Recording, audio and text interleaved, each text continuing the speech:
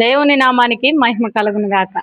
మహారాజ్ స్వరాన్ని వీక్షిస్తున్న దేవుని బిడ్డలైన మీ అందరికీ ప్రభువైన యేసుక్రీస్తు వారి అత్యున్నతమైన నామములో నా హృదయపూర్వక శుభాభివందనాలండి.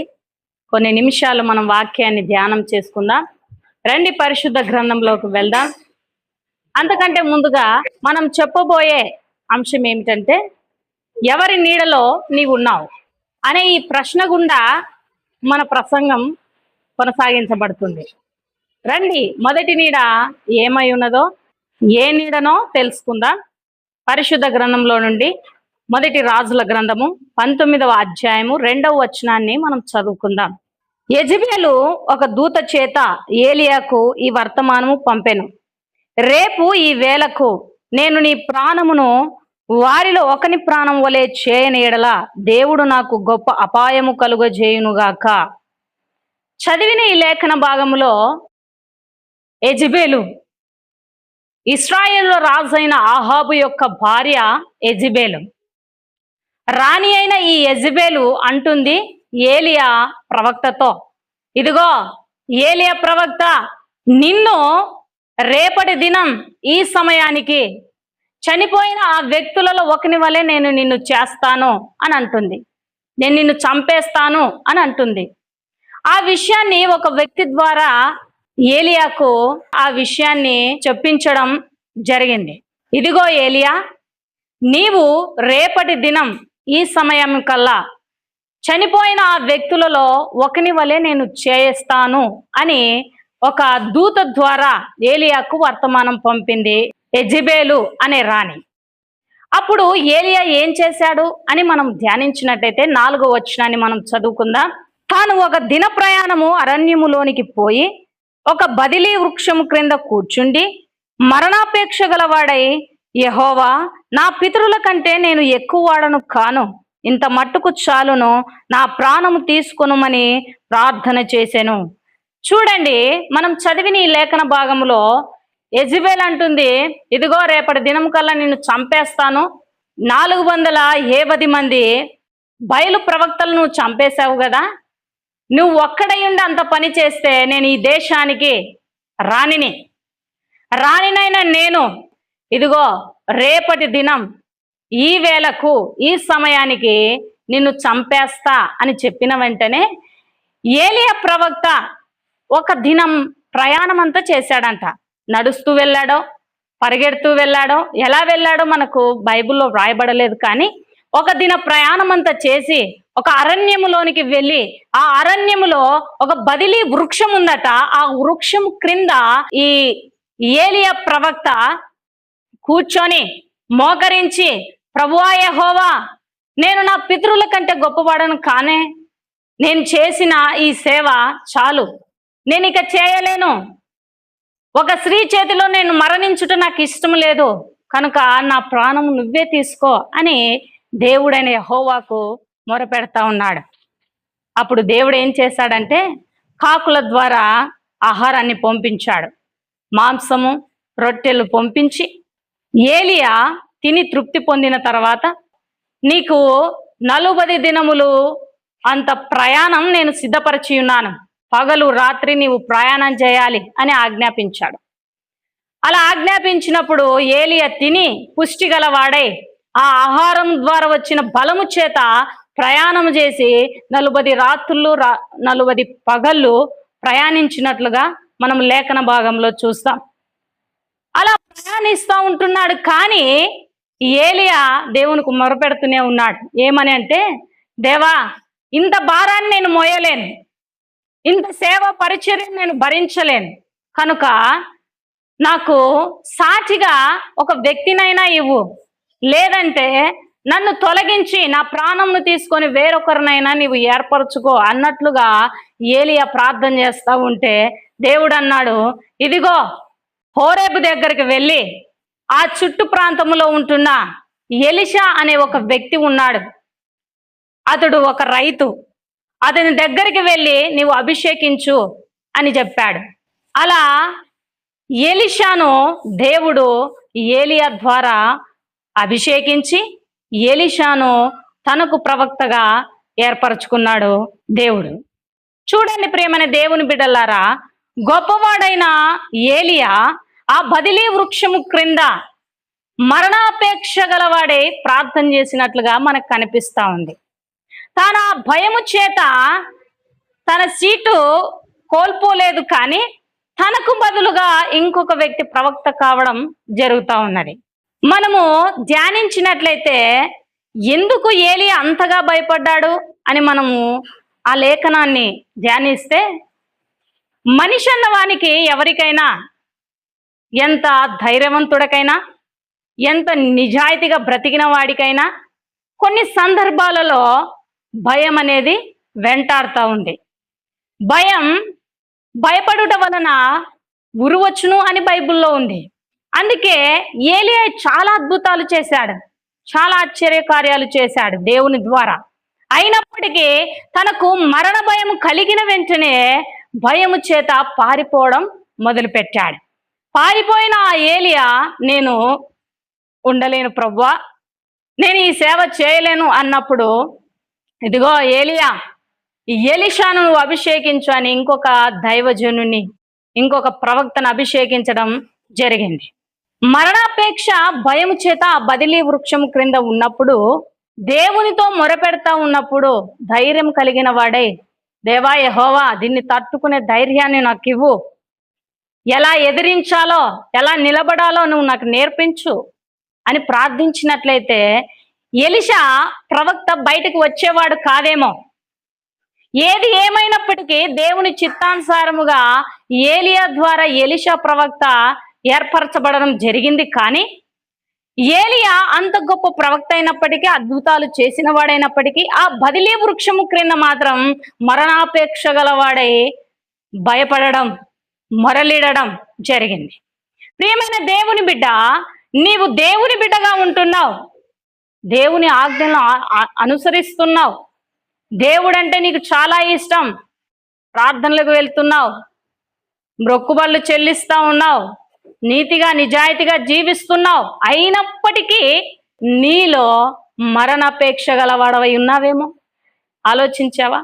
కొన్ని విషయాలు మన జీవితాలలో ఎదురవుతా ఉన్నప్పుడు, శ్రమలు, అవమానాలు, నిందలు, అపహేళనలు, ఇవన్నీ మనకు ఎదురవుతూ ఉన్నప్పుడు మనము కొన్ని విషయాలలో చింతాక్రాంతులమై మరణమే శరణం అనుకునే వ్యక్తులు చాలా మంది ఈ లోకంలో ఉన్నారు. వారు మరి దేవుని బిడ్డలే, దేవుని బాగా నమ్మిన వారే, నిజాయితీగా జీవించేవారే. అయినప్పటికీ మరణ భయం వచ్చినప్పుడు దేవుని మీద ఆధారపడలేకపోతున్నారు. ఏలియా లాగా, ఏలియా వలె మీరు కూడా మరణ భయం చేత దుఃఖిస్తా ఉన్నారా? ప్రియమైన సోదరుడా, సోదరి, ఇదిగో ప్రభు అంటున్నాడు, ఆ బదిలీ వృక్షము కింద ఉండే మరణాపేక్ష కలిగిన భయం నీకు వద్దు, నేను నీకున్నాను, నీకు తోడై ఉన్నాను, కాపాడువాడుగా నేను ఉన్నాను, కనుక భయపడవద్దు అని దేవుడు తెలియజేస్తా ఉన్నాడు. రెండవ నీడను మనం ధ్యానించుదాం. రండి, పరిశుద్ధ గ్రంథంలోకి వెళ్దాం. యోనా గ్రంథము 1వ అధ్యాయం 1వ వచనం మనం చదువుకున్నప్పుడు, ఇదిగో యోనా, నేను నినివే అనే మహాపట్టణాన్ని చూశాను, అక్కడ ప్రజలు చాలా మూర్ఖంగా ప్రవర్తిస్తూ చాలా పాపంలో మునిగి తేలుతా ఉన్నారు. వారి గతి, వారి స్థితి చూస్తే నాకు చాలా వేదన కలుగుతుంది. చాలా పాపములో మునిగి తేలుతా ఉన్నారు, కనుక నేను నినివే అనే మహాపట్టణాన్ని నేను నాశనం చేస్తున్నాను అని నీవు ప్రజలందరికీ, నినివే పట్టణస్థులందరికీ ప్రకటించు అని చెప్పాడు. అలా దేవుడైన యెహోవా చెప్పిన తర్వాత యోనా మొదటిసారి పారిపోయాడు, చేప గర్భంలో ఉన్నాడు. 3 దినముల తర్వాత సముద్ర తీరంలో చేప ఉమ్మి వేసిన తర్వాత మరలా నినివే పట్టణానికి వచ్చాడు. ప్రార్థన చేస్తూ ఉంటున్నప్పుడు, ఇదిగో ఇప్పుడైనాను నీవు వెళ్ళు, 40 దినములకు నేను ఈ మహాపట్టణమైన ఈ నినివే పట్టణాన్ని నేను నాశనం చేయబోతున్నాను అని నినివే పట్టణస్థులకి నీవు చెప్పు అని చెప్పాడు. ఆ నినివే పట్టణం ఎలాంటిదంటే చాలా సుందరమైనది. ఆ నినివే పట్టణము ఎంత పెద్దది అంటే, ఒక వ్యక్తి 3 దినములు ప్రయాణం చేస్తే ఎంత దూరం అవుతుందో అంత పెద్ద మహాపట్టణం అంట. ఆ మహాపట్టణంలో ఎన్ని వేల మంది ఉన్నారంటే 120,000 మంది ప్రజలు ఉన్నారు. 120 మంది వేల ప్రజలు పాపంలో మునిగి తేలుతా ఉన్నారు అని దేవుడనే యెహోవా ఆ పట్టణం మీద కోపగించుకొని ఉంటున్నప్పుడు ఈ యోనా వెళ్ళాడు. ఒక రోజంతా ఆ పట్టణం చుట్టూ తిరిగి ప్రవచించాడు. ఇదిగో నినివే మహాపట్టణమా, గర్వంగా ప్రవర్తిస్తున్నావు. నిన్ను దేవుడు 40 దినముల లోపు 40 దినములకు నిన్ను నాశనం చేయబోతున్నాడు. కనుక నీవు మేల్కొని నీ పాపములను విడిచిపెట్టి ఆ ప్రభువు వైపు తిరిగితే దేవుడు నిన్ను రక్షిస్తాడు. కనుక నీ పాపములు వదిలిపెట్టు. 40 దినములకు ఈ నినివే, ఈ మహాపట్టణము నాశనం అవుతుంది అని ప్రకటించాడు. అలా ప్రకటించాడు, మంచిగానే ఉన్నది. దినములు గడుస్తా ఉన్నాయి, 40 దినములు గడుస్తాయి. అలా గడిచిన తర్వాత ఇది 40వ దినం. ఈ దినాన దేవుడైన యెహోవా తాను సెలవిచ్చిన మాట ప్రకారం ఈ నినివే, ఈ మహాపట్టణాన్ని నాశనం చేయాలి అని యోనా తను ఎలా ఉన్నాడంటే 4వ అధ్యాయము 1వ వచనం మనం చదివినప్పుడు యోనా బహు చింతాక్రాంతుడై ఉన్నట్లుగా మనకు కనిపిస్తా ఉంది. ఎందుకు అనంటే మనము యోనా గ్రంథం 3వ అధ్యాయం ఆఖరి వచనాన్ని మనం చదువుకున్నట్లయితే అక్కడ ఒక వాక్యం మనకు కనిపిస్తా ఉంది. చూద్దాం రండి. యోనా గ్రంథము 3వ అధ్యాయం 10వ వచనాన్ని మనం చదువుకుందాం. ఈ నినివే వారు తమ చెడు నడతలను మానుకొనుగా వారు చేయుచున్న క్రియలను దేవుడు చూచి పశ్చాత్తాప్తుడై వారికి చేయుదునని తాను మాట ఇచ్చిన కీడు చేయక మానెను అని వ్రాయబడి ఉన్నది. అందుకంటే ముందు మనము ఆ వాక్యాలను 3వ అధ్యాయాన్ని మనం ధ్యానించినట్లయితే ఆ నినివే మహాపట్టణములో ఉంటున్న ప్రజలందరూ, ఆ నినివే మహాపట్టణానికి ఉన్న రాజు, రాణి, మంత్రులు, సైనికులు, సైన్యాధిపతులు, ఆ దేశస్థులందరూ గొప్పవారు, ఉన్నవారు, లేనివారు, అందచందాలు కలిగిన వారు, పేరు ప్రఖ్యాతులు కలిగిన వారు, ప్రతి ఒక్కరూ రాజు సహితం సింహాసనం దిగి తన రాజవస్త్రములు తీసిపెట్టి గోనె పట్ట కట్టుకొని తల మీద బూడిద వేసుకొని, దేవా యెహోవా, మేము పాపులము, మమ్మల్ని క్షమించు అని రాజు ప్రార్థన చేస్తా ఉన్నాడు. అదేవిధంగా నేనొక్కడనే కాదు, ఈ దేశం అంతటికి, ఈ నినివే మహాపట్టణం అంతటికి కీడు రాబోతుంది కనుక ఈ నినివే మహాపట్టణంలో ఉంటున్న ప్రతి జనము, పసి పిల్లకాటి నుండి పుట్టిన బాలుడు బాలిక నుండి వృద్ధాపములో ఉంటున్న ముసలి వారి వరకు ఉపవాసం ఉండాలి. ఉపవాసం ఉండి ప్రార్థన చేయాలి. దేవా, మేము పాపులం, మమ్మల్ని క్షమించు అని. పశువులు మేయడానికి వీల్లేదు, మనుషులైన ప్రజలైన మీరు ఆహారాన్ని మృంగడానికి వీల్లేదు, కనీసం మంచినీళ్లు కూడా త్రాగడానికి వీల్లేదు అని రాజశాసనం చేసి ఆ నినివే మహాపట్టణం అంతా ప్రకటించాడు. అలా ప్రకటించిన తర్వాత ప్రజలందరూ వారిలో పశ్చాత్తాపము కలిగి, నిజంగా మేం పాపులం, నిజంగా దేవుడైన యెహోవా మా మీద కోపగించాడేమో అని తమ తప్పులు తాము నెమరు వేసుకుంటూ మోకాళ్ళ మీద పడి గోనె పట్ట కట్టుకొని తల మీద బూడిద వేసుకొని మొరపెట్టారు. దేవా, మమ్మల్ని క్షమించు, మేము పాపులము, మమ్మల్ని క్షమించు అని మొరలిడినప్పుడు ఆఖరి వచనం మనం చదువుకున్న వచనంలో దేవుడైన యెహోవా వారిని చూసి తాను బహు కృప కలిగిన వాడు గనక ఆయన ఆ బిడ్డల పట్ల తన కృపను వెల్లడిపరచి క్షమించి ఆ నినివే మహాపట్టణాన్ని నాశనం కాకోకుండా వదిలేశాడు. ఈ 4వ అధ్యాయంలో యోనా ఎదురు చూస్తా ఉన్నాడు. ఎదురు చూస్తూ ఈ 40వ దినమున దేవుడైన యెహోవా ఈ నినివే మహాపట్టణాన్ని నాశనం చేస్తానన్నాడు కదా, నాశనం చేస్తాడో లేదో. ఎందుకు అనంటే ప్రజలు పశ్చాత్తాప మనసుతో దేవుని వేడుకుంటున్నాడు. వేడుకొని ఆ ప్రజలను, ఆ నినివే మహాపట్టణం నాశనం కావాలంటే అన్నట్లుగా కోపముతో ఒకవైపు దేవుడు బహు కృప కలిగిన వాడు గనుక ఆ ప్రజలను, ఈ నినివే మహాపట్టణమును దేవుడు నాశనం చేయడేమో, నేను చెప్పిన ఈ ప్రవచనం వ్యర్థమైపోతుందేమో, దేవుడు బహు కృపగలవాడు గనుక ఆ ప్రజలను క్షమించి ఈ నినివే ఈ మహాపట్టణాన్ని నాశనం చేయడేమో అన్నట్లుగా ఒకవైపు, మరొక వైపు నేను చెప్పిన ఈ ప్రవచనం వ్యర్థమైపోతుంది, అప్పుడు నేను ప్రవక్తను కాను అని ప్రజలు అనుకుంటారేమో అని ఒకవైపు, అలా అయోమయంలో పడి యోనా గారు 4వ అధ్యాయంలో మొదటి వచనం మనం చదువుకున్నట్లయితే యోనా ఎలా ఉన్నాడట? బహు చింతాక్రాంతుడయ్యాడట.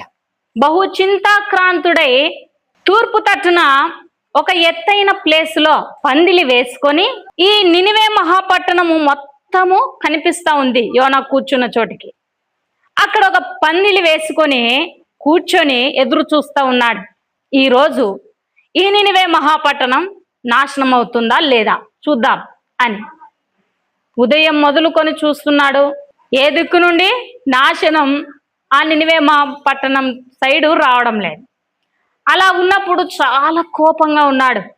కోపముతో అలాగే నినివే మహాపట్టణాన్ని చూస్తూ ఉన్నాడు. చూస్తూ ఉన్నప్పుడు దేవుడైన యెహోవా బహు కృప కలిగిన వాడు కదండి మన దేవుడు. దేవుడు ఏం చేశాడంటే ఆ పందిలి దగ్గర ప్రక్కనే ఒక సొర చెట్టును మొలిపించాడు. అది అదే సమయంలో, అదే దినం రోజు, అదే సెకండ్లో ఒక పెద్ద చెట్టుగా ఎదిగింది. అది ఎలా ఉందంటే చాలా గుబురుగా ఉంది, చాలా పచ్చగా ఉంది. దాని నీడ కింద ఈ యోన కూర్చున్నప్పుడు చాలా చల్లదనాన్ని యోన అనుభవించాడు. అలా అనుభవించి చూస్తూనే ఉన్నాడు. నినివే మహాపట్టణం నాశనం కావడం లేదు. అలా కోపంతోనే ఉన్నాడు. చల్లదనాన్ని అనుభవిస్తున్నప్పటికీ కోపంగానే నినివే పట్టణం చూస్తూ ఉన్నాడు. అప్పుడు దేవుడైన యెహోవా అంటున్నాడు, యోనా నువ్వు కోపగించడం న్యాయమేనా అని అంటున్నాడు. యోనా అన్నాడు, ముమ్మాటికి న్యాయమే అన్నాడు. సరే అని ఒక దినము తర్వాత ఆ సొర చెట్టు కింద ఒక పురుగుకు ఆజ్ఞాపించాడు తినివేయమని. ఆ పురుగు ఆ సొర చెట్టును మొత్తాన్ని తొలిచేసింది. ఆ సొర చెట్టు ఎండిపోయి పడిపోయింది, వాడిపోయింది. అప్పుడు తూర్పు గాలి యోనా వైపు వచ్చింది. యోనాకు ఎండ దెబ్బ తగిలింది. అలా తగిలినప్పుడు యోనా బహు కోపంగా ఉన్నాడు. ఇలా ఉండుట కంటే నేను చచ్చుట మేలు అన్నట్లుగా ఉన్నప్పుడు దేవుడైన యెహోవా అన్నాడు, యోనా నువ్వు కోపగించుట న్యాయమేనా అని అంటే న్యాయమే అన్నాడు. ఇదిగో ఒక చెట్టు నువ్వు విత్తలేదు, నీరు పోయలేదు, దానికి ఎరువు వేయలేదు, అది పెరిగి పెద్దగా నీకు ఒక్కరోజు నీడించినంత మాత్రాన నువ్వు ఆ చెట్టు మీద ఎంత ప్రేమను పెంచుకున్నావే. ఇదిగో 120,000 ప్రజలు పాపంలో మునిగి తేలారు. అయినప్పటికీ ఇప్పుడు పశ్చాత్తాప మనుషులై నా వైపు తిరిగినప్పుడు నేను వారిని న్యాయం చేయటం న్యాయమేనా అని అడిగాడు. అప్పుడు యోనా తన తల వంచుకోవాల్సి వచ్చింది. చూడండి ప్రియమైన దేవుని బిడ్డలారా, సొర చెట్టు యొక్క నీడలో యోనా ఎలా ఉన్నాడు అంటే విచారము కలిగి ఉన్నాడు. ఎలా ఉన్నాడు అంటే బహు చింతాక్రాంతుడిగా ఉన్నాడు. ఎలా ఉన్నాడు అంటే బహు కోపంగా ఉన్నాడు. సొర చెట్టు నీడలో యోనా క్యారెక్టర్ ఎలా ఉందంటే బహు విచారము కలిగిన వాడిగా ఉన్నట్లుగా మనకు బైబిల్లో వ్రాయబడి ఉన్నది. బహు చింత కలిగిన వాడు ఉన్నట్లుగా మనకు బైబిల్ గ్రంథంలో వ్రాయబడి ఉన్నది. ఇదిగో ప్రియమైన సోదరుడా సోదరి, నీవు కూడా ఇలాంటి నీడల్లో ఉన్నావేమో. నీవు కూడా బహు చింత కలిగిన వ్యక్తిగా జీవిస్తా ఉన్నావేమో. కొన్ని విషయాలను బట్టి నువ్వు బహు విచారణ కలిగి ఉన్నావేమో. ఇదిగో దేవుడు అంటున్నాడు, నేను నీకు తోడుగా ఉన్నాను, భయపడకము, దిగులు పడకము, నేను నీకు తోడై ఉన్నాను అని దేవుడు సెలవిస్తా ఉన్నాడు. మొదటి నీడ బదిలీ వృక్షము నీడ క్రింద ఏలియా మరణ భయము కలిగిన వాడై ఉన్నట్లుగా మనం ధ్యానించాం. రెండవదిగా యోనా సొర చెట్టు కింద విచారము కలిగిన వ్యక్తిగా ఉన్నట్లుగా మనం ధ్యానిస్తా ఉన్నాం. మూడవ నీడను మనం ధ్యానించుదాం రండి. పరిశుద్ధ గ్రంథంలోకి న్యాయాధిపతుల గ్రంథము 9వ అధ్యాయాన్ని మనం చదువుకున్నట్లయితే 10వ వచనం దగ్గర నుండి మనం చదువుకున్నట్లయితే అక్కడ చెట్లన్నీ కలిసి ఈ చెట్లైన మనందరి మీద ఒక రాజును నియమించుకుందాం అని మాట్లాడుకున్నాయట. అలా మాట్లాడుకొని చెట్లన్నీ ఒక రాజును నియమించుకోవాలని ఒక చెట్టు దగ్గరికి వెళ్ళాయి. ఏ చెట్టు అంటే ఒలివ చెట్టు దగ్గరికి. ఒలివ చెట్టు నీవు చెట్లైన మా అందరి మీద రాజుగా ఉంటే చాలా బాగుంటుంది అని అన్నప్పుడు ఈ ఒలివ చెట్టు అన్నిందంట, ఇదిగో రాజులను నేను అభిషేకించేదాన్ని, నా నూనె ద్వారా, నా తైలం ద్వారా రాజులను మనుషులను నేను అభిషేకించేదాన్ని. అలాంటి గొప్ప పని నేను వదిలేసి మిమ్మల్ని పరిపాలించుటకు నాకు ఇష్టం లేదు అని అనిందట. సరే అని మరలా చెట్లన్నీ కలిసి అంజూరపు చెట్టు దగ్గరికి వెళ్ళాయట.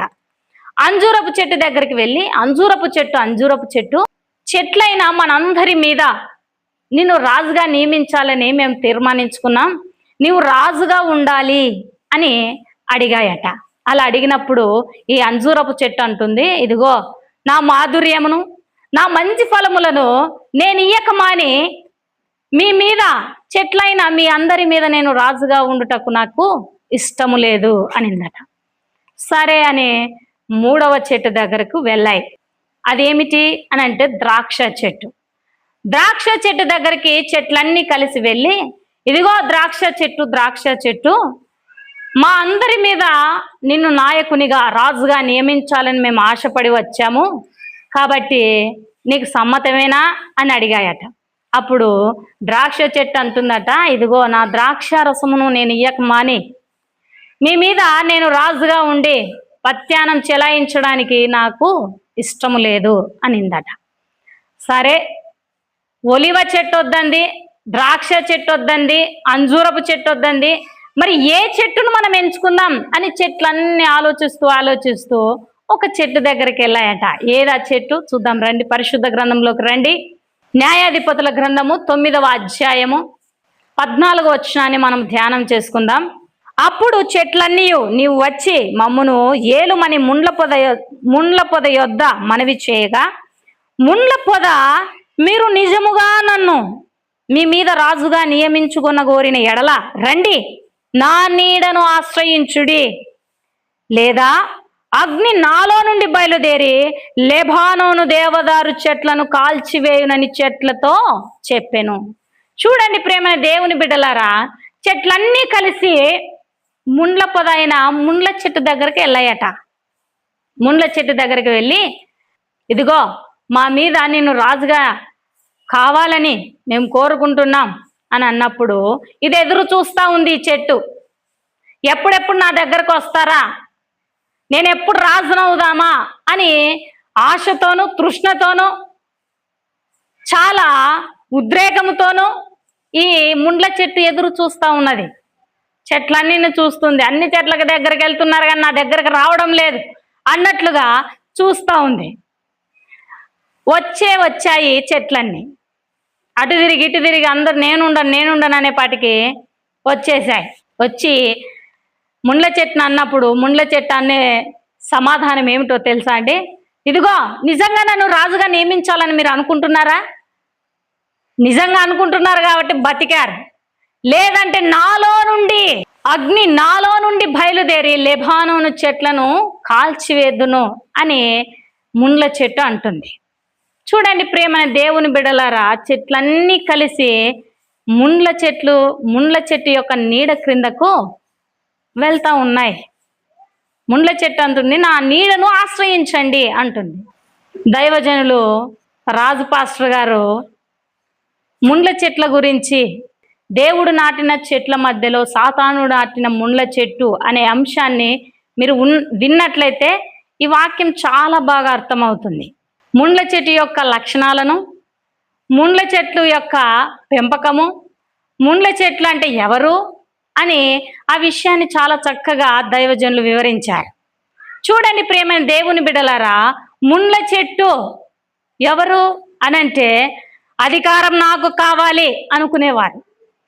ముండ్ల చెట్టు ఎవరు అనంటే సూటిపోటి మాటలు మాట్లాడేవారు. ముండ్ల చెట్టు ఎవరు అనంటే గిల్లాలు పెట్టేవారు. గయ్యాలులు, ఇలాంటి విషయాలన్నీకి సంబంధించి ఈ ముండ్ల చెట్టు మనకు కనిపిస్తూ ఉంది. మరి ముఖ్యంగా ఈ ముండ్ల చెట్టు సాతానుకు సూచనగా ఉన్నది. మిగతా చెట్లన్నీ మంచివే అయినప్పటికీ ఈ ముండ్ల చెట్టు నీడి కిందకు వెళ్ళాయి. చూడండి, ముండ్ల చెట్టును ఎప్పుడైనా మనం కౌగిలించుకోగలమా? అదే వేప చెట్టునైతే ముట్టుకోగలుగుతాం. ఇంకా రకరకాల ఫ్లవర్స్ కలిగిన చెట్లనైతే చాలా ఇష్టంతో, ప్రేమతో ఆ చెట్ల దగ్గరికి వెళ్తాం. గులాబీ చెట్టు అయినా, మల్లె చెట్టు అయినా, రకరకాల ఫ్లవర్స్ ఉన్నాయి కదండి.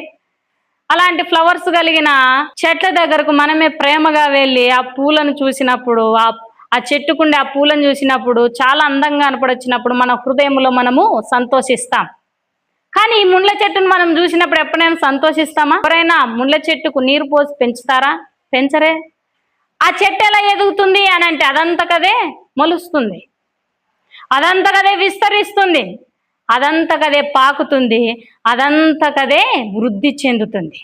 దాని యొక్క మూలార్థం ఏమిటంటే అన్యాయము అనేది అదంతకదే అభివృద్ధి చెందుతుంది, అదంతకదే విస్తరిస్తుంది, అదంతకదే పత్యానాన్ని చెలాయిస్తుంది. ఈ లోకములో న్యాయము అన్యాయము అని తూకమేస్తే అన్యాయానికే కాలం ఎక్కువగా ఉన్నది. ఒక సామెత ఉన్నది ఏమిటంటే నిజం అబద్ధం అనే దాని గురించి మనం అనుకున్నట్టయితే, నిజమట ఇంట్లో నుండి బయటకు వెళ్ళి చెప్పులు వేసుకొని బయటకు వెళ్తా ఉందట. అబద్ధమట బయట నుండి ఇంట్లోకి, బయట చెప్పులు విడిచి ఇంట్లోకి వస్తుందట. నిజం అడిగింది, ఇదిగో ఇదిగో ఏంటి అప్పుడే నువ్వు ఇంట్లోకి వస్తున్నావు, నేను ఇంకా ఇప్పుడు బయలుదేరుతున్నాను, ఎక్కడెళ్ళొచ్చావంటే నీవు వెళ్ళేపాటికి చాలా సమయం పడుతుంది. అదే అబద్ధం అనుకో, నేను ప్రపంచమంతా అప్పుడే చుట్టేసి వచ్చేసాను అని చెప్పిందట. అంటే నిజం అనేది నిదానంగా బయటపడుతుంది, అదే అబద్ధం అయితే చాలా త్వరగా పాకుతుంది, చాలా త్వరగా విస్తరిస్తుంది, చాలా త్వరగా అభివృద్ధి పొందుతుంది అన్నట్లుగా అబద్ధం ప్రతి చోటుకు వెళ్ళి అబద్ధం విస్తరిస్తుంది. అంటే పాపం అనేది రకరకాలుగా ప్రాకుతా వెళ్తుంది. నిజాయితీగా జీవించాలనే వ్యక్తులు చాలా అరుదు, నీతిగా బ్రతకాలి అనే వ్యక్తులు చాలా అరుదు. అదే ఒక వ్యక్తి పాపములో మునిగి తేలేవాడైతే తన తోటి వ్యక్తికి ఆ పాపాన్ని నేర్పిస్తాడు. సరాయి తాగు, దానిలో ఉండే మజానే వేరు అంటాడు. వ్యభిచరించు, దానిలో ఉండే ఎంజాయే వేరు అంటాడు. దొంగతనం చేయి, ఫ్రీగా వచ్చేది. మనం బయటపడితే కదా అది దొరికేది. మనం పడం కాబట్టి కష్టపడక నొచ్చుకోక డబ్బును సంపాదిస్తాం అని చెప్తాడు ఒక దొంగ. చూడండి ప్రియమైన దేవుని బిడ్డలారా, ఇలాంటివన్నీ ముండ్ల చెట్టు యొక్క లక్షణాలే. ఆ చెట్టు నీడ క్రిందకు ఎవరైతే వెళ్తారో పాపములో మునిగి తేల్తారు, నరహత్యలు చేస్తారు, వ్యభిచరిస్తారు, దొంగిలిస్తారు, అబద్ధ సాక్ష్యములు పలుకుతారు, లేనిపోని సాకులన్నీ ఆ నీడ క్రిందనే జరిగిస్తారు. ఏ నీడ? ముండ్ల చెట్టు యొక్క నీడ. ఇలా 3 నీడలు మనము బైబిల్ గ్రంథంలో చూస్తాం. చివరిగా ఇంకొక నీడ ఉంది, అది చాలా శ్రేష్టమైన నీడ. ఆ నీడలోకి ఎవరైతే వస్తారో చాలా క్షేమంగాను, సురక్షితంగాను, ఆనందంగాను, ఆనందభరితులుగాను ఉంటారు. ఏంటి ఆ నీడ అని మనం ధ్యానిస్తే రండి పరిశుద్ధ గ్రంథంలోకి వెళ్దాం. 4వ నీడలోనికి వెళ్దాం రండి. పరమగీతములు 2వ అధ్యాయము 1-2 వచనాలు మనం చదువుకుంటా వెళ్తే అక్కడ ప్రియుడు అంటున్నాడు, బలురక్కసి చెట్లలో పద్మవల్లి కనిపించినట్లుగా నా ప్రియురాలు కనపడతా ఉంది. ఆమె ఒక్కతే కుమార్తె, తన తల్లికి ముద్దు బిడ్డ, చాలా అందమైనది, చాలా గుణవంతురాలు. స్త్రీలందరూ ఆమెను చూసినప్పుడు ఆమెను ధన్యురాలందరూ, రాణులు, ఉపపత్నులు అనేకులు ఆమెను పొగడుదురు అని ప్రియుడు ప్రియురాలు గురించి పొగడుతా ఉన్నాడు. మరలా అంటున్నాడు, నా పావురమా, నిష్కలంకురాలా, నీవు షారోను వనములో పూసిన పద్మము వంటి దానవు. మరలా అంటాడు, నా పావురమా, నిష్కలంకురాల అని ప్రియుడు తన ప్రియురాలి గురించి పొగుడుదం జరుగుతా ఉన్నది. ఎవరు ఆ ప్రియుడు అంటే ప్రభు అయిన యేసుక్రీస్తు వారే ఆ ప్రియుడు. మరలా ప్రియురాలు ఇలా అంటుంది తన ప్రియుని గురించి. ఏమని చూద్దాం రండి. పరిశుద్ధ గ్రంథంలో ఉండి పరమగీతములు 2వ అధ్యాయం 1వ వచనాన్ని మనం చదువుకుందాం. నేను షారోను పొలములో పూయు పుష్పము వంటి దానను, లోయలో పుట్టు పద్మము వంటి దానను అని అంటూ, నేను షారోను వనములో పూయు పుష్పము వంటి దానను, అదేవిధంగా అంటుంది లోయలో పుట్టు పద్మము వంటి దానను అంటూ, మరి నా ప్రియుడు ఎలాంటి వారో మీకు తెలుసా అంటూ ఇలా అంటుంది. అడవి వృక్షములలో జల్దరు వృక్షము ఎలాంటిదో అలాంటి వాడు నా ప్రియుడు అని అంటుంది. ఆమె తన ప్రియుణ్ణి వెతుకుతా వెళ్తున్నప్పుడు కన్యకలు అంటున్నారు, ఇదిగో అమ్మా నా ప్రియుడు ఇక్కడ సైడ్ వచ్చాడా అని అడుగుతా ఉన్నప్పుడు కన్యకలు స్త్రీలు అంటున్నారు, నీ ప్రియుడు అంటున్నావే, ఏమంత గొప్పతనం ఆయనలో ఏముంది అని ఆ ప్రియురాలిని ఆ కన్యకలు ఆ స్త్రీలు అడిగినప్పుడు ఈ ప్రియురాలు అంటుంది, ఇదిగో 10,000 మందిలో ఆయన నేను గుర్తిస్తాను. ఆయన ధవలవర్ణుడు, రత్నవర్ణుడు, ఆయన చాలా మహనీయుడు, గొప్పవాడు, ఉన్నతుడు, మహోన్నతుడు అని తన ప్రియుని యొక్క గుణగణాలను ఆ ప్రియురాలు వర్ణిస్తా ఉన్నది. ఎవరు ఆ ప్రియురాలు అనంటే సంఘమైన మనందరమే ఆ ప్రియురాలం. ఈ విధముగా ఆమె అలా అంటూ తన ప్రియుని గురించి వర్ణిస్తూ ఒక మాట అంటుంది. ఏందో ఆ మాట చూద్దాం రండి. పరమగీతములు 2వ అధ్యాయం 2వ వచనాన్ని మనం చదువుకుందాం. బలురక్కసి చెట్టలో వల్లి పద్మము కనబడినట్లు స్త్రీలలో నా ప్రియురాలు కనబడుతున్నది. అడవి వృక్షములో జల్దారు వృక్షం ఎట్లున్నదో పురుషులలో నా ప్రియుడు అట్లున్నాడు అని అంటూ, ఆనందభరితరాలునై నేను అతని నీడను ఆశ్రయించి తిని అని ప్రియురాలు అంటా ఉంది. చూడండి, అడవి వృక్షములలో జల్దారు వృక్షం ఎలా ఉంటుందో అలాంటి వాడు నా భర్త అని అంటూ, అలాంటి వాడు నా ప్రియుడు అని అంటూ, అంత గొప్పవాడి నీడలో నేను ఎలా చేరాను అనంటే ఆనందభరితరాలనై ఆయన నీడను నేను ఆశ్రయించాను అని ప్రియురాలు తన ప్రియుని గురించి చెప్తా ఉన్నది. ఇదిగో ప్రియమైన దేవుని బిడ్డ, ఈ లోకములో భార్యాభర్తలుగా జతపరచబడిన వారు అనేకులు ఉన్నారు. అయినప్పటికీ కొంతమంది తమ భర్తల నీడల్లో ఉండక పరపురుషుల యొక్క నీడల్లో ఉంటారు. అదే విధంగానే ఇలా ఎవరైతే దేవుడు సెలవిచ్చినట్లుగా ఒక పురుషునికి ఒకటే భార్య, ఒక స్త్రీకి ఒకడే భర్త అని దేవుడిచ్చిన ఈ ఆజ్ఞ ప్రకారం మనం ఫాలో అవ్వగలిగితే ఈ భూలోకంలో జారత్వం అనేది జరగదు. ఒక స్త్రీకి ఒక భర్తే అనే ఆ కండిషన్ మనం తెలుసుకున్నట్లయితే ఏ స్త్రీ పరపురుషుని చూచుటకైనను వారి గురించి ఆలోచించుటకైనను ఏమాత్రమును వీలుండదు. అదే ఒక పురుషుడు ఈ స్త్రీ ఒక్కతే నాకు సంబంధం, ఈ స్త్రీ ఒక్క ద్వారానే నేను జీవించాలి అనే కండిషన్, దేవుడు పెట్టిన ఆ కండిషన్ను తెలుసుకొని ఉండగలిగితే పరస్త్రీని చూడడానికైనాను, పరస్త్రీ వ్యామోహములు పడటానికైనాను, ఒక స్త్రీ మరొక స్త్రీ చక్కగా రెడీ, అందంగా రెడీ, తన ముఖము గుండా తన ఇంటి గుండా ప్రయాణించిన, తను వెళ్తున్న ప్లేస్లో ఉన్న, డ్యూటీలో ఉన్నా, ఎక్కడ ఉన్నా కూడా కన్నెత్తు చూడడానికి కూడా ఇష్టపడాడు. ఎందుకో తెలుసా? దేవుడు పెట్టిన ఆ కండిషన్కు లోబడి ఉన్నప్పుడు ఏ పరస్త్రీ అతనుకు కనపడదు. ఆ కండిషన్లో ఉన్నప్పుడు ఏ భార్య అయినా కూడా పరపురుషుణ్ణి చూడడానికి ఇష్టపడదు. అందుకే దేవుడు అంటున్నాడు సామెతల గ్రంథంలో, సొలొమోను భక్తుడు అంటున్నాడు, ఇదిగో ఒక పురుషుడు నీకు కనిపించిన ఎడల ఆ పురుషుణ్ణి నీకు పెద్దవాడిగా కనిపించాడా అన్న అని పిలువు, లేదా చిన్నవాడిగా కనిపించాడా తమ్ముడు అని పిలువు అని చెప్తా ఉన్నాడు. అదేవిధంగానే స్త్రీలకు చెప్పినట్లుగానే పురుషులకు కూడా ఒక స్త్రీ నీకు కనిపించిందా, ఆమె పెద్దదైతే అక్క అని పిలువు, లేదా చిన్నదా, చిన్నదైతే చెల్లి అని పిలువు అని దేవుని వాక్యం సెలవిస్తా ఉంది. ఇలాంటి ఆలోచనలు కలిగి మనము జీవించినట్లయితే ఎంత మాత్రమును మనలో జారత్వము జరగడానికి వీలే లేదు. ప్రియమైన దేవుని బిడ్డలారా, మనం ధ్యానించిన ఈ నీడలన్నిటిలో నువ్వు ఏ నీడలో ఉన్నావో ఆలోచించుకో. బదిలీ వృక్షం క్రింద ఏలియా ప్రాణ భయంతో కూడిన నీడలో ఉన్నట్లుగా మనం ధ్యానం చేశాం.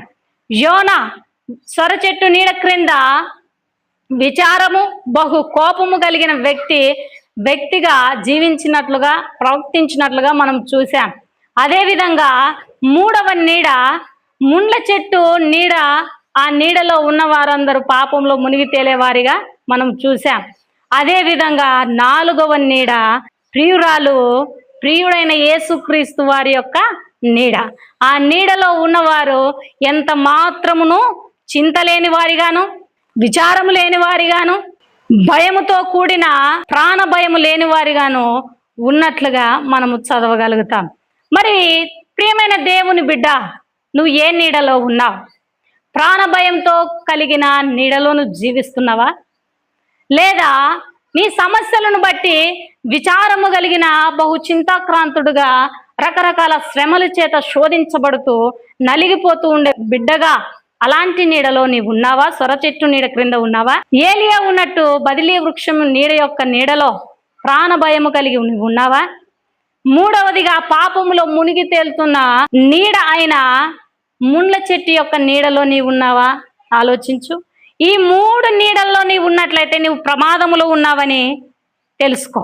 నాలుగవ నీడ అయిన యేసు ప్రభు వారి యొక్క నీడ క్రిందకు నీవురా. ఆ నీడలో నీకు సంతోషం, ఆ నీడలో నీకు సమాధానం, ఆ నీడలో నీకు ఆనందం, ఆ నీడలోనే నీకు పరలోక రాజ్యం.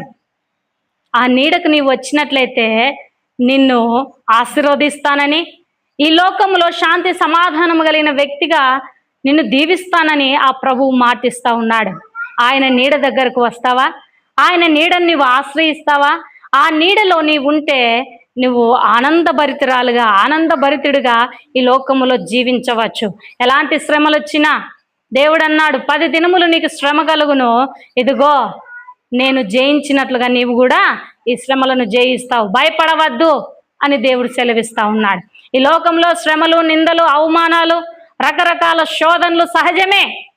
అయినప్పటికీ దేవుని బిడ్డలుగా ఉన్న మనము ఆయన నీడను ఆశ్రయించినప్పుడు అలాంటి వాటిని లెక్క చేయం, అలాంటి వాటికి లోబడం, ఆ శ్రమలను ఎదుర్కొనే ధైర్యం, సాహసం, వాటిని ఎదిరించి నిలబడగలిగే గొప్ప కృపను ఆ ప్రభువే ఇస్తాడు. ఎప్పుడు ఇస్తాడు అని అంటే, ఆనందభరితుడుగా, ఆనందభరితురాలుగా నీవు ఆ ప్రభువు యొక్క నీడలోకి వచ్చినప్పుడు నీవు అలాంటి వాటినన్నిటినీ, లోకములో ఉన్న వాటినన్నిటినీ జయించగలిగిన కృపను ఆ ప్రభు నీకు ఇస్తాడు. అలాంటి ధన్యతను, అలాంటి కృపను ఆ ప్రభు మనందరికీ సహాయం చేయునుగాక. ప్రార్థన చేసుకుందాం. పరిశుద్ధుడా, ఉన్నతుడా, మహోన్నతుడా, మహిమ కలిగిన మహారాజా, నీ శ్రేష్టమైన పాదములకు స్తుతులు, స్తోత్రములు, కృతజ్ఞతార్పణలు చెల్లిస్తూ ఉంటున్నాం ప్రభువా. ఇదిగో నా తండ్రి, విన్న ఈ వాక్య భాగాన్ని బట్టి మేము మా జీవితాలను మార్చుకోగలిగినట్టు, ఏలియా ప్రాణభయము కలిగిన బదిలీ వృక్షము నీడ క్రింద ఉన్నట్లుగా, యోనా సొర చెట్టు నీడలో విచారము కలిగిన వ్యక్తిగా ఉన్నట్లుగా, ప్రభువా ముండ్ల చెట్టు నీడలో అనేకులు పాపములో మునిగి తేలుతున్నట్లుగా ఉండక, నా తండ్రి ప్రియురాలైన సంఘం ఆనందభరితురాలై నీ నీడను ఆశ్రయించినట్లు, నా దేవా మేమందరం ఈ వాక్యాన్ని ధ్యానించిన, విన్న నీ బిడ్డలైన అందరూ నీ నీడ క్రింద చేరి నీ చేత ఆశీర్వదించబడి, ప్రభువా నీ వచ్చినప్పుడు సంఘముగా మేము ఎత్తబడగలుగునట్లు, నీ రాజ్యాన్ని స్వతంత్రించుకోగలిగినట్లు నీ కృపా సహాయమును మాకు అనుగ్రహించమని, ఈ ఉదయకాల దీవెనల చేత మమ్మల్ని ఆశీర్వదించమని నజరేయుడైన యేసుక్రీస్తు వారి అత్యున్నతమైన, బహుశ్రేష్టమైన, ఉన్నతమైన నామమును బట్టి బహు వినయముగా అడిగి వేడుకొనుచున్నాను పరమ తండ్రి, ఆమేన్. అందరికీ praise the Lord. God bless you our India. ప్రియమైన దేవుని బిడ్డలారా, ముఖ్య గమనిక, మహారాజు మినిస్ట్రీస్ అనే ఈ యూట్యూబ్ ఛానల్ను లైక్ చేయండి, షేర్ చేయండి, సబ్స్క్రైబ్ చేయండి. అనేకులకు ఈ పరిచర్యను మీరు పరిచయం చేయండి. యేసుక్రీస్తు నామంలో మీకందరికీ నా యొక్క శుభములు తెలియజేస్తున్నాను. ఆమేన్.